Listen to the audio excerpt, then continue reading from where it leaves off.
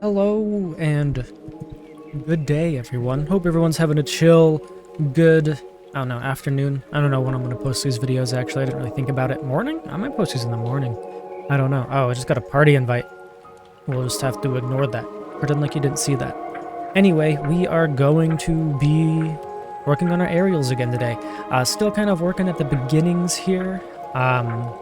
Today, we are going to be focusing on the pop off the wall, like I mentioned yesterday.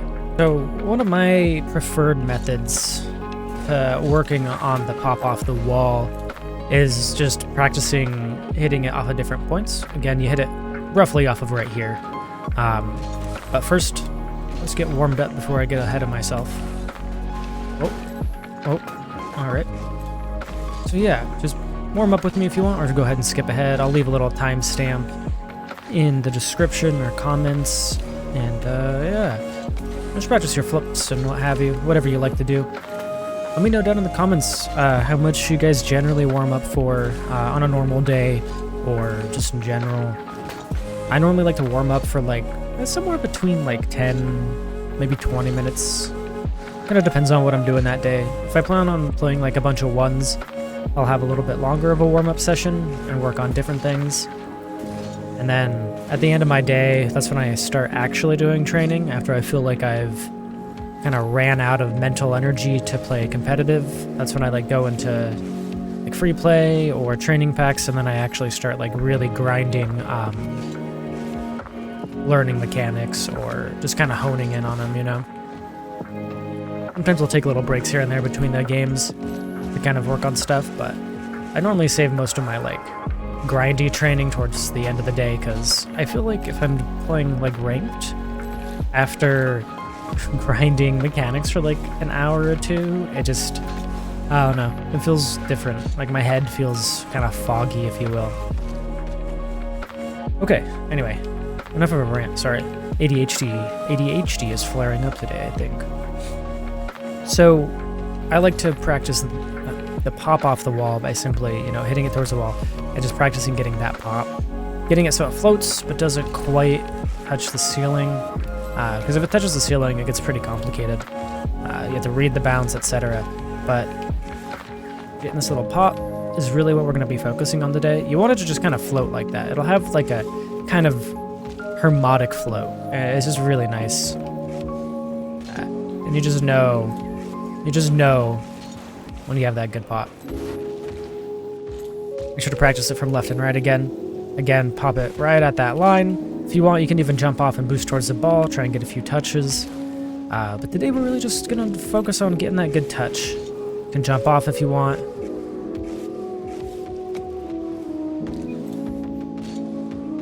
How's everyone been enjoying the training so far? I hope everyone's been having a good time. Hope some of you have at least learned a little bit, or at least some of you are maybe looking forward to some of the more advanced stuff to come.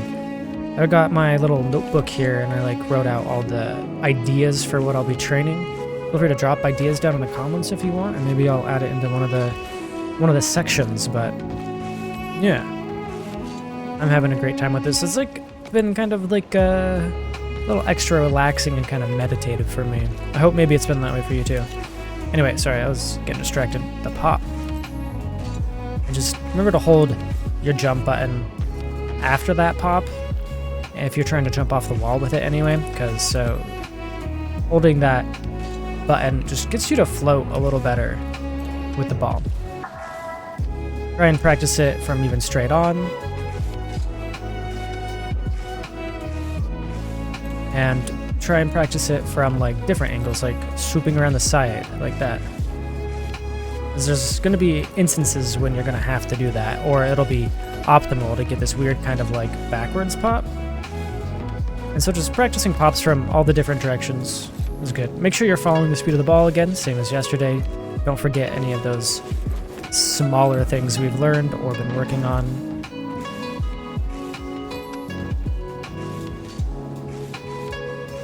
Don't have to get it the first time or even the second or third times. Just as long as you're working on getting the pop, understanding, and you're focusing in and paying attention to what you're trying to do, it'll make training a little easier and help some stuff stick.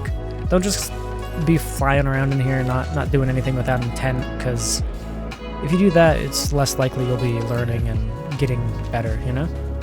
Sometimes you'll notice that I get the pop past that little line.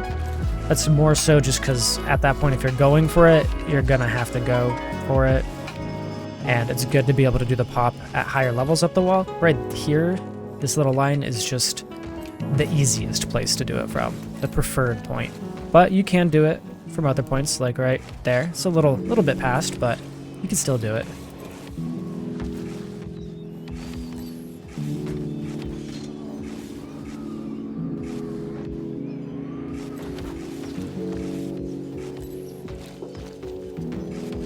Let's pop it up.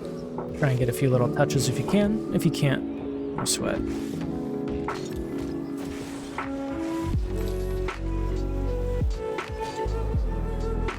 Good time to also practice just trying to get that jump perfected too.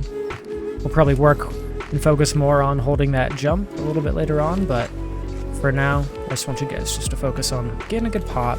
A pop that you can read, a pop that's in your control, not just like a big boom like that you have to try and get to as quick as you can. You can work on trying to get the pop quicker and following it up quicker, but that's for probably the more advanced players. In different places, it's good to be able to practice your pop as well.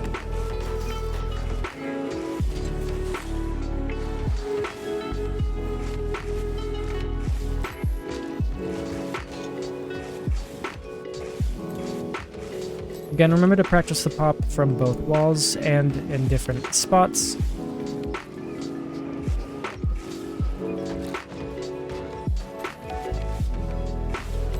Also curious, everyone that's watching this, drop your ranks down in the comments below. I'm just curious to see what all are ranked. Right now, I'm Champ 3, I believe, in ones. And I just got done solo queuing to Grand Champ in 2s. I don't really play a lot of 2s though. I mostly play my 1v1s because that's the mode I prefer. It's a good example right there, what I just hit of a perfect jump off the wall. Stayed right next to the ball. Didn't get above or too far under it.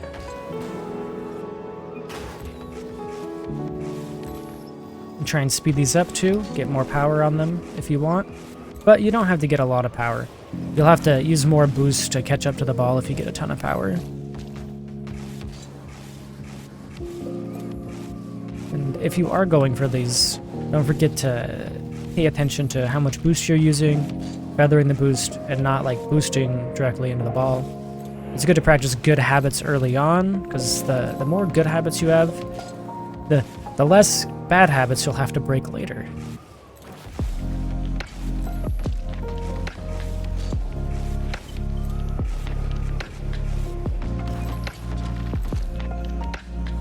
Yeah, if you guys end up enjoying this series, I'll probably do one for another mechanic. I might even do one where I live stream it every day and then just re-upload. I don't know how that would really work, but it might be something cool. I don't know. You guys let me know. I just also enjoy streaming and hanging out with you guys there, so if that's ever an option, I think that would be something fun. Though I don't know when that might happen because I'm pretty busy these coming months. I'm moving at the end of February, so it might get kind of hectic for a little while. Working on getting those pops.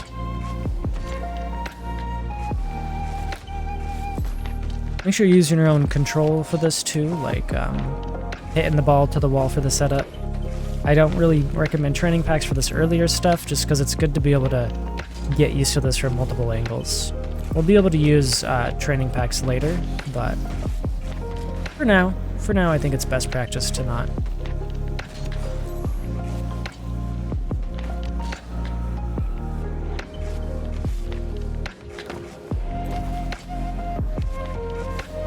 I think it's good to try and practice getting a quicker touch every now and again. Just because it's going to happen. There's going to be times where you have to speed up the play a little bit. So it's good to practice those now.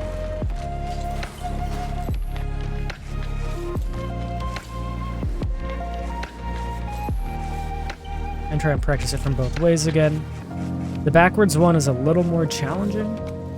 I recommend getting the practice in for that earlier. Like if you're on the offense here, and you want to get like a dribble set up from their side, this ball rolls this way a ton. And if you can get a good pop here, they're not ready for your dribble in, it'll be a pretty easy goal for you. If you've been practicing it, that is.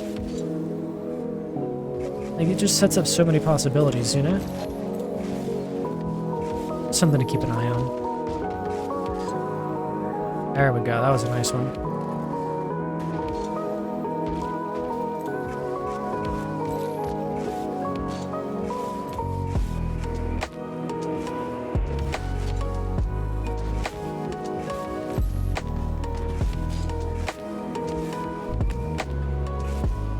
Again, this episode probably won't be as long as some of the other ones to come once we start getting into the harder things. I just wanted to get these smaller ideas covered before we really move on to the harder stuff, especially for some of the beginners that haven't really started working on air dribbles or just don't really know where is a good place to start. I just kind of wanted to get these videos out for those of you that need this kind of basic stuff. And you'll have someone here with you kind of practicing these basics, just little beginning parts. That was a good one. A good way to know if you're kind of following the speed of the ball well is if you kind of start floating and falling with the ball, kind of like you're on the exact same path. It's kind of like a weird feeling, but you'll see the ball kind of start to dip at the same time I'm dipping. That's kind of what you're hoping for. It almost gives you the sensation of falling in real life. Maybe that's just me. But yeah, it just kind of falls with you. It's interesting. Just something I've noticed. You can really just tell from how you're floating, and yeah. I'm gonna keep practicing this pop here.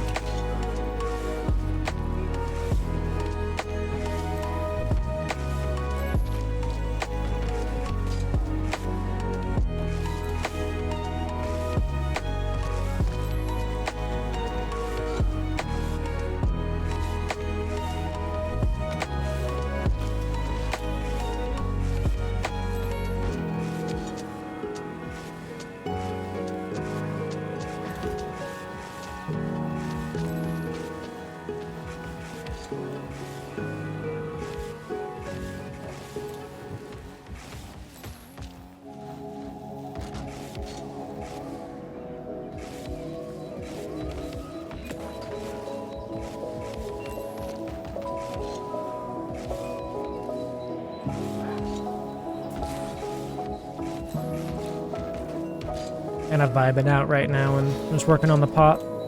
It's pretty easy when working on mechanics or specific mechanics just to kind of get into this like Zen mode. And I think it's really important for learning to be able to achieve that in a good, relaxed environment. It's kind of the hope for this series.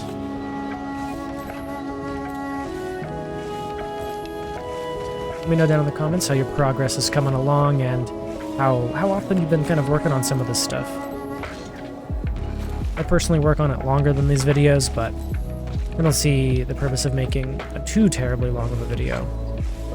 If you ever want to train more, remember we do have some lo-fi playlists that I use when I'm just kind of zoning out, or you can just, I don't know, put this video on again. Whatever you enjoy and whatever you like.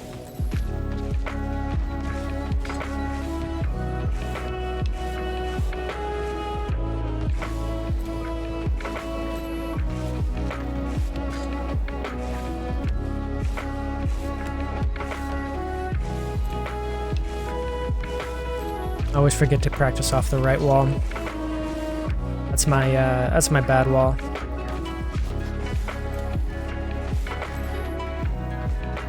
It's just good to note that you won't always have like this much time to necessarily get a setup like this, especially as you start to rank up, but later on in the series we'll definitely cover speed and we'll just work on our speed.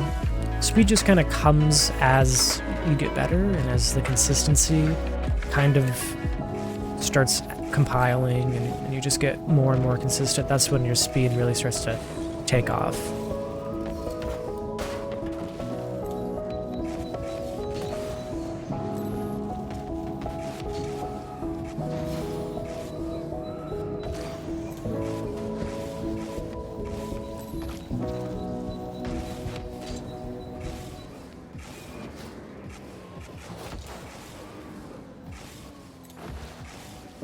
I think we're coming in towards the end.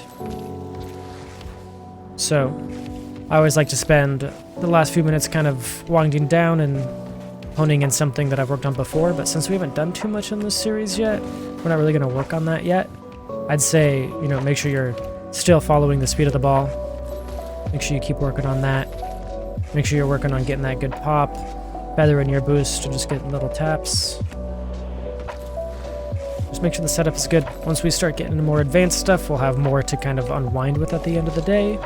But I think it's good to spend a certain percentage of your training on reinforcing the things that you already know how to do and just trying to get those perfect. So if you have anything else that you're working on or anything that you think you have down pretty solid, that would be probably a good time just to kind of work on that. Or if you want, just work on following the speed of the ball. That's a good one.